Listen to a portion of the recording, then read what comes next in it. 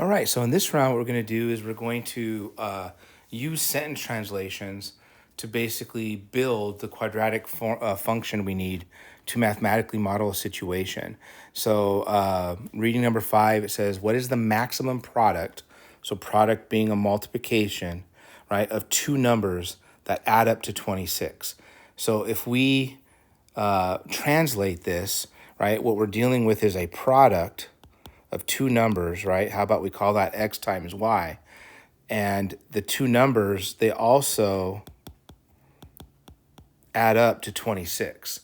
So like we had with the area formula, here's the thing I'm trying to maximize, right? I'm trying to figure out what's the largest product that I can have, right? Where two numbers, right, the constraint, add up to 226. So again, here's the thing that needs to be maximized, and there's the constraint that we have in order to do it, right? And so just like we did with the area ones, right now my product depends on two variables. I would rather it represent just one. So let's come to our constraint.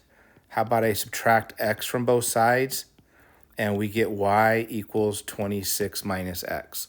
So I can take that information and bring it up here. And so my product will be x times what we just found out for y.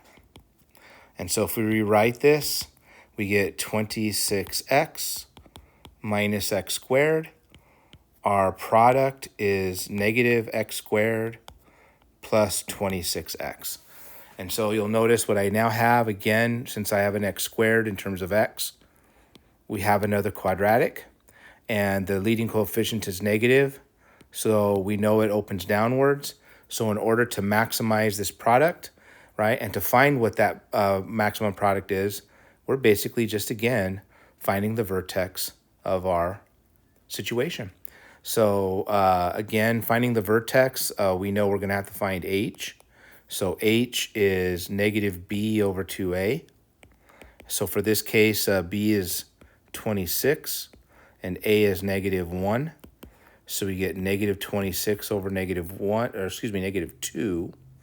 And so we end up with positive 13. So this means that the x value has to be 13. The y value, right, if we throw what we know in for x in there, we find that y also has to be 13. And what is that maximum product? Well, basically, it's 13 times 13, right? So 3 times 3 is 9, 3, right, 13, we get 169. So for this situation, right, the two numbers that I need are 13 times 13. They match the constraint where they add up to 26, but they also maximize the product that we have. And so there's basically how we do that problem. Looking ahead to the next one, it's very, very similar. In this next one, what we have, right, is we're going to minimize a product now. So this time we want to take the, oops, let me fix that. We want to minimize the product of two numbers, right? And how about we just call them x and y again? These two numbers, though, the constraint that we have in this condition is that their difference is 7. Well, difference means we're subtracting them this time. So x minus y equals 7. All right, and so just like we did up here, we're going to use the constraint to help us rewrite this guy so that we can get a quadratic and we can do all our quadratic stuff to it. So how about, we haven't done this in a while, how about I solve for x, right? It's a little easier here because I'll just add y to both sides. So we end up with y plus 7. Bringing that over here, we're going to replace the x with 7 plus y, and y is what it is. So when we look at our product, it's going to be y squared plus 7y. And so with that being said, right, what we're going to do next is we're trying to minimize this. So I notice that I now have a quadratic with lead coefficient that is positive. So we know this quadratic is opening upwards. So the minimum that I need, again, happens at the vertex that we're looking for. So with that, without any further ado, right, what's my h value? Well, it's negative b over 2a, which is negative 7 over 2 times 1. And so it looks like what we get is negative 7/2. So for this case, right, y would have to be negative 7/2.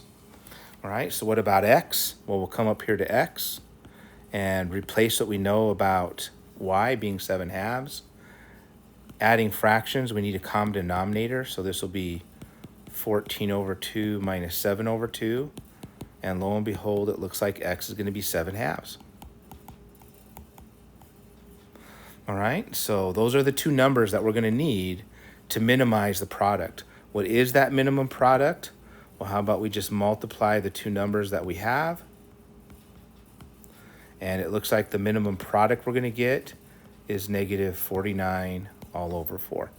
All right, and so there is an optimization problem, two of them, where we just literally have to translate a sentence. And as we see, right, as we talk about the thing we're trying to minimize, use our constraint equation to build a quadratic, use our quadratic ideas to find the values we need, and the rest is history. All right, so that wraps up section 11.8. Make sure you're getting some homework done. Make sure you're practicing the ideas and you're ready for them for future testing and all that other good stuff. All right, let's move on to another chapter and learn some more stuff. I'll talk to you guys later.